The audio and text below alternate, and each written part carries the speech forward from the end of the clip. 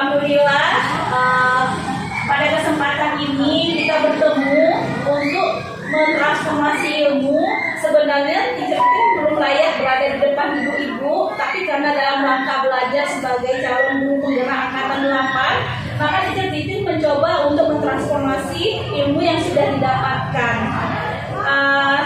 Kemudian sebelum kita masuk pada materinya, kita yel-yel dulu sekolah kita. Ibu-ibu ya, masih ingat yel-yelnya? Mari kita coba. SD 02 Lubuk Buaya. Gurunya berprestasi, muridnya maju sekolahnya. Oke, terima kasih. Alhamdulillah. Sekarang kita akan masuk kepada materi budaya positif. Nah, pada kesempatan ini ibu-ibu mungkin sudah pernah juga mendengar budaya ini, budaya positif ini, tapi mungkin kita tidak bisa mendefinisikannya apakah itu budaya positif atau tidak. Nah, sekarang kita akan mengetahui itu, apakah yang telah kita lakukan dengan murid kita itu termasuk budaya positif atau tidak. Oke, kita mulai saja. Budaya positif itu adalah, ada yang tahu? Oke, kita lanjut aja. Yaitu budaya yang merupakan perwujudan dari nilai-nilai keyakinan universal yang diterapkan di sekolah. Oke, Ibu ya. Jadi nilai-nilai atau keyakinan universal itu biasanya seperti gotong royong. Itu udah universal kan? Nah, itu sebuah kebajikan. Kemudian apa lagi? Budaya saling menolong, kemudian budaya bekerja sama, itu sudah budaya-budaya universal. Nah, sekarang kita sudah tahu kalau yang kita lakukan selama ini termasuk pada budaya positif, ya. Kemudian kita lanjut. Budaya positif ini dapat dijalankan dengan menerapkan konsep-konsep inti seperti disiplin positif, memahami motivasi perilaku manusia yang berkaitan dengan hukuman dan penghargaan, 5 kebutuhan dasar manusia, posisi kontrol seorang guru, pembuat keyakinan sekolah, dan penerapan segitiga restitusi dalam penyelesaian masalah. Oke, kita lanjut. Nah, apa itu disiplin positif? Disiplin positif adalah pendekatan mendidik anak untuk melakukan kontrol diri dari pembentukan kepercayaan diri. Artinya selama ini kita kan sudah disiplin juga ya Bu, tapi sering disiplinnya itu tidak yang positifnya. Sering membuat anak mungkin merasa terhukum dengan disiplin yang kita berikan, atau disiplin yang kita berikan itu sepihak, sehingga anak-anak juga merasa dia tidak dilibatkan dalam membuat peraturan gitu. Maka disiplin itu bisa disebut dengan disiplin negatif gitu. Nah, yang untuk disiplin positif ini pembentukannya dari melakukan kontrol diri. Jadi anak mengontrol dirinya sendiri dengan kesadarannya, kemudian akan membentuk sebuah kepercayaan diri gitu. Oke, kita lanjut. Apa yang memotivasi perilaku manusia?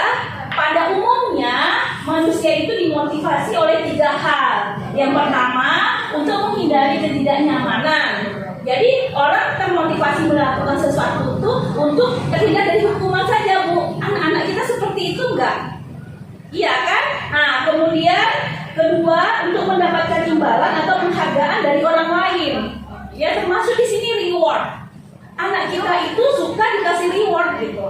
Maka dengan disiplin positif, itu bisa disadarkan kalau seandainya reward itu juga menjadikan hukuman yang penyebab dari hukuman gitu, reward itu. Kenapa? Karena dengan reward saja dia melakukan hal yang dia inginkan gitu. Kalau tidak ada lagi rewardnya, maka dia tidak mau lagi. Nah, itu jadinya tuh reward itu juga kurang bagus untuk pemberian penghargaan kepada anak. Kemudian yang ketiga, menjadi orang yang mereka inginkan dan menghargai diri sendiri dengan nilai-nilai yang mereka percaya. Nah, ini yang kita mau bangun gitu, yang ketiga ini. Mereka menginginkan dan menghargai diri sendiri dengan nilai-nilai yang mereka percaya. Apa itu nilai-nilai yang mereka percaya? Pertama, mungkin mereka percaya bahwa kasih sayang itu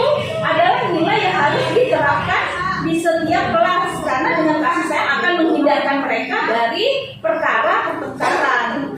Iya kan? Ayo berkasih sayang karena memang di dalam kasih sayang itu orang tidak jarang bertengkar gitu ya. Kemudian dari motivasi perilaku manusia ini apa perbedaan hukuman, konsekuensi dan penghargaan. Nah, dalam perbedaan hukuman ini ciri-cirinya hukuman itu tidak terencana. Misalnya nih anak telat, ayo lari 10 kali lapangan. Itu bentuk hukuman. Kemudian murid tidak dilibatkan. Kamu sepakat nggak dikasih itu? Enggak. Kita langsung aja. Ayo lari karena terlambat. Itu bentuk hukuman. Tidak ada kesepakatan sebelumnya antara murid dan guru. Nah itu hukuman namanya. Murid tidak nyaman dalam waktu yang lama karena sudah disuruh lari 10 lapangan. Maka anak-anak yang melihat nyaman nggak untuk anak? Enggak, itu bentuk hukuman. Nah hukuman ini biasanya dengan nada tinggi dikeluarkan oleh seorang guru. Ya. Nah, kemudian yang kedua konsekuensi. Nah konsekuensi ini biasanya kita kasih sama murid juga, tapi kekurangannya adalah dia tetap merasakan tidak nyaman. Memang sudah direncanakan. Mungkin kita gini sama anak-anak di kelas. Anak-anak kita besok yang tidak pakai sepatu hitam atau yang tidak buat PR dikasih konsekuensi ini. Ada nggak seperti itu juga? Ada ya? Itu tetap saja membuat mereka tidak nyaman gitu. Itu dia. Yang ketiga adalah kita melihat penghargaan tergantung pada yang diberikan sama dengan tadi. Kita dikasih penghargaan karena sesuatu melakukan suatu hal. Ternyata juga baik juga. Setelah penghargaan kita ambil, atau misalnya biasanya dikasih kue atau dikasih apa, kemudian setelah itu mereka nggak termotivasi lagi. Nggak ada kuenya, bu, malas jawabnya. Ibu nggak kasih ini lagi, gitu kan? Jadi reward itu juga hukuman bentukannya, tapi bentukannya secara terlihatnya bagus, tapi sebenarnya tidak. Oke, lanjut. Nah, ada 5 kebutuhan dasar manusia yang menyebabkan orang manusia itu melakukan sesuatu, gitu ya. Yang pertama, masuk Pak. Yang pertama, satu kebutuhan untuk bertahan hidup atau survival ya. 5 kebutuhan dasar manusia itu. Jadi kalau ini tidak terpenuhi, Bu, manusia atau anak kita itu akan melakukan sesuatu yang di luar dugaan kita. Misalnya dia merasa lapar, itu kebutuhan hidup enggak? Iya. Nah kalau dia lapar dia bisa ngambil aja enggak? Nah itu dia penyebabnya gitu. Silakan kami. Kemudian kebutuhan dasar manusia itu perlu kasih sayang dan rasa diterima. Jadi anak-anak kita kalau tidak dikasih sayangi atau tidak diakui keberadaan dia, maka dia akan melakukan hal yang membuat tindakan orang terlihat kepada dia gitu, atau NPO ya kalau sama kita yang membuat perhatian orang gitu.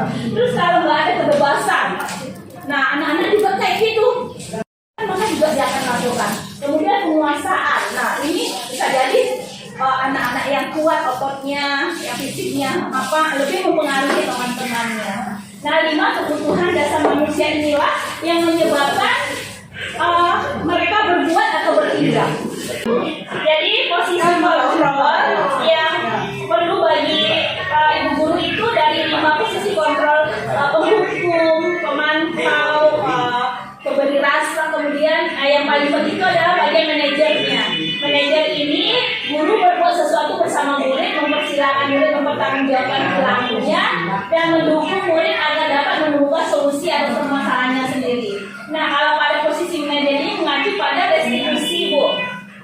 Restitusi yang dapat menjadikan murid menghargai dirinya sendiri sehingga tercipta identitas diri pada murid gitu ya. Lanjut.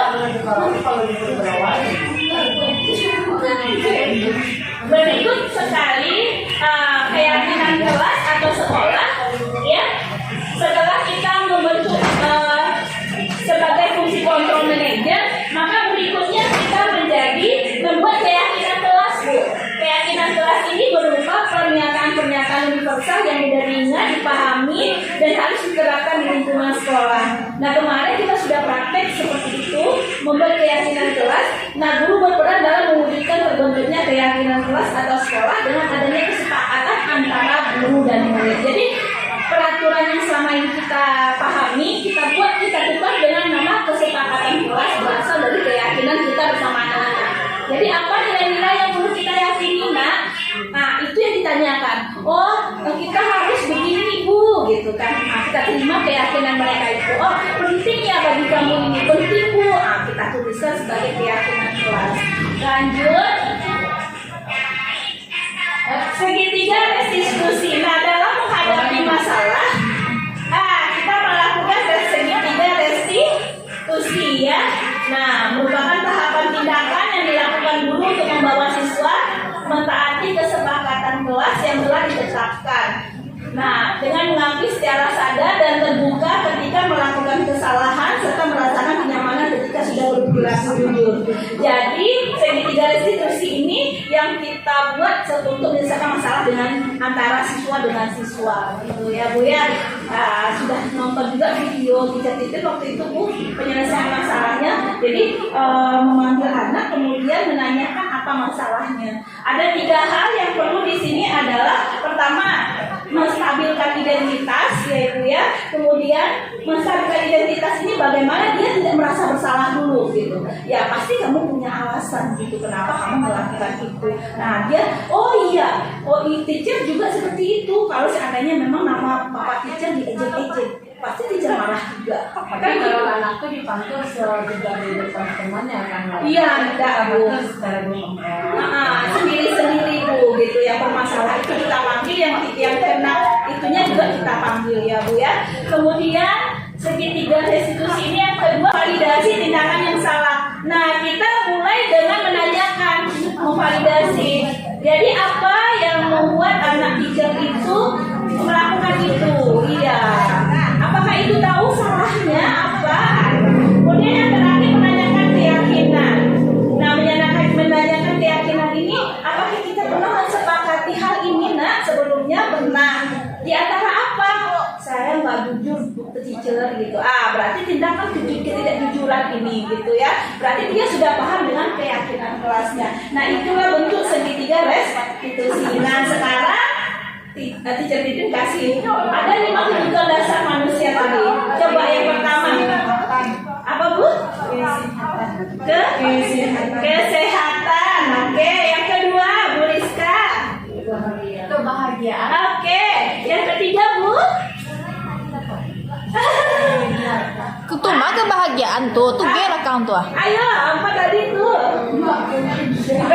Yang keempat, Kesepakatan. yang kelima. Jadi 5 kebutuhan tadi sebenarnya kita udah apa ya? Nah ini dia jawabannya. PG apa? PG bertahan. PG itu pegang dulu. Belum siapa coba. Harusnya apa itu ya? Ayo kita lihat lagi. Penguasaan. Penguasaan Bu. Penguasaan. Ya power tadi